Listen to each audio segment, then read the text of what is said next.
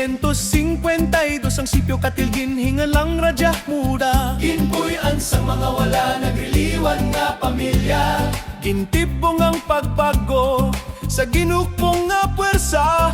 Tungod sa handom kag gindamgo nga kasadya. Kasadya, kasadya, matuod dire sa radya muda. Ang mga katawan maaptik magobliga.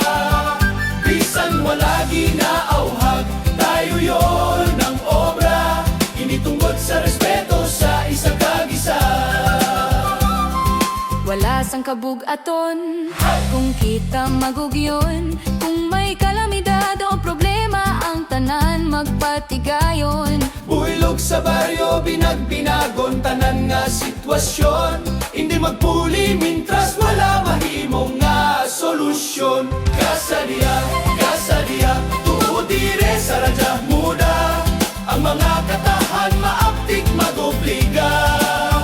Bisan wala ginaauhag, tayo yon ang obra. Initungod sa respeto sa isa kag isa. Palanggaon ta baryo nga nahamutan.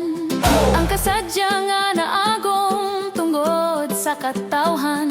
Ato ninitapinan para sa buwas damlag sang kabataan. Agod sa tagsaka tagipusoon, hindi gid malimtan. Kasadya, kasadya, matuod dire sa radya muda. Ang mga katahan maaptik magobliga. Bisan wala ginaauhag, tayo yon ang obra. Initungod sa respeto sa isa kag isa.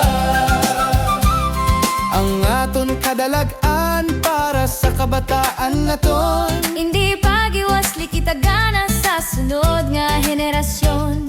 Ang inumpisahan sang kamal-aman aton padayonon. Tubtob sa katubtuban nga panahon aton pasulabihon. Kasadya, kasadya, matuod dire sa radya muda. Ang mga katahan maaptik magobliga. Bisan wala ginaauhag, tayo yon ang obra. Initungkod sa respeto sa isa kag isa. Kasadya, kasadya, matuod dire sa radya muda. Ang mga katahan maaptik magobliga. Bisan wala ginaauhag, tayo yon ang obra. Initungkod sa respeto sa isa kag isa.